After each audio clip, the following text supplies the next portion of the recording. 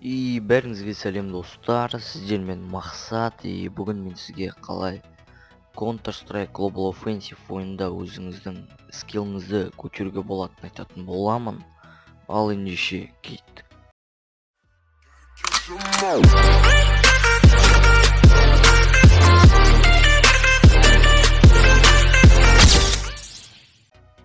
Достар, видеоны бастамас бұрын мына колокольчикті басып алыңыз. Оның пайдасы неде? Мен видео шығарғанда сізге сразу келеді. Ал ендеше бастайық. Негізі достар, скилл көтерудің көптеген жолдары бар. Сол жолдардың бірін айтып кетейін. Негізі жақсы карта, ол не Fast Aim деген карта. Бұл картаның плюсы қазір көрсететін боламын. Міне достар, сіз мына террористке кіріп қоймаңыз, себебі спецназ алуыңыз керек. Террористтер былай шығады, в общем. Солай шығады. Мынақтан сіз енді бүйтіп өлмей көп тұру үшін мынаны алып аласыз. Жанын істейтінді, жаныңыз бітпейді. Сосын оқ бітпейтінді алып аласыз. Если өзіңіз енді оқтамай сөйтіп оғыңыз бітпейді да сол кезде. Любой оружие алуға болады. Мысалы үшін мына оружиені алғыңыз келсе, ата қоясыз и все. Осылай бүйтіп өлтіре беруіңізге болады. Міне осылай өлтіре беруіңізге болады. Енді бұл картаның плюсы дегеніміз, енді бүйтсеңіз болады, мынаны басып қойсаңыз болады. Мына линияның үстіме атасыз да бүйтіп. Бірақ мынаумен атқанша наусыз атқан жақсы. Мынандай узкий қылып та істейді, мынаны алып тастаңыз оданша. Осылай атқан жақсы. Мысалы үшін бастарына тигізесіз.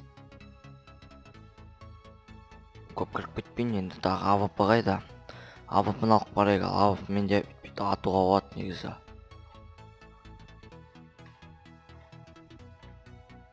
Кішкене без прицелсыз ойнай беруге болады да.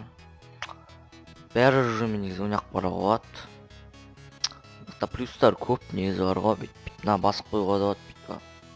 Бір-екі орындарында тұрады да. 2-3 адам негізі. Орындарына тұрып атқызуға да болады. Айналып ата бересіз да. Шыға береді негіздер. Мына қайттан бассаңыз, айналада тұрады да жағынан. В общем, мынандай опция жүгіріп жүреді. Мынаны бассақ, көп жерде тұрып қалады. Мына қайттан бассақ, әр жер шашырып шығады ғой. Сондықтан алып тастаңыз. Себебі жүгіріп жүрген кішкене реалистичный дегенде өзіңізге оңай болады да. Ойында тұрып тұрмайды ғой ешкім. Жүгіріп жүреді, өстіп жүгіріп жүреді, ойнай үйренесіз да. Негізі басқа да көптеген карталар бар, енді оны білем. Бірақ енді осы карта качественный, жақсы карта. Сол үшін осы картаны сізге посоветовать етем. Скилліңіз көтеріледі. Бір айда өстіп күніне ойында бастайын деп отқанда тек бір кіріп, мысалы үшін 100 килл істейсіңдер. Мысалы үшін калашты аласыңдар. Калаш ең қиындау ғой кішкене. Калашты алдыңыз, 50 килл жасайсыз, бастарынан спокойно бүйтіп. Оңай негізі ойнау. 50 килл жасайсыз. Потом 50 килл сипіруіңіз кішкене үйренсіз ғой енді калаштың. Кішкене оружиені чувствуйтесіз ғой. Сосын барасыз да, МК-ны аласыз. МК-мен де кішкене атап, былай-былай. МК-ның отдачасы көп жоқ, сол үшін спокойно былай-былай бастарына тигізе бересіз. Сосын АВП-мен істеңіз келсе, АВП-ны алсаңыз болады. Бірақ мен өзім осымен 50-ін істеймін. Мынаумен 50-ін істеймін. Жаңағы МК қайда? МК-мен. Потом мына оружиемен бір 20 киллдер жасаймын. Хедшот істеймін. Мына осымен. Жай аттып та бүйтіп. Хедшот подряд кетіп қалды мен өсіп. Сосын болған соң мына затпен істеймін мен. Глокпен істеймін. Тоже 20 килл. Неге глокпен? Просто ойынның басы басталғанда, мысалы үшін террорист болып қалсам, глокқа қолым үйреніп тұрады да, ойынның басын жақсы бастау керек қой. Жалпы осы 4 затпен істеймін мен. Негізі көп основной оружияларым осы. Калаш, сосын МК, сосын USP, сосын глок, осы 4-еумен істеймін енді. 2 пестикпен, сосын 2 автоматпен. Достар, енді сау болыңыз. Сізбен болған мақсат. Арнаға жазылуды ұмытпаңыз.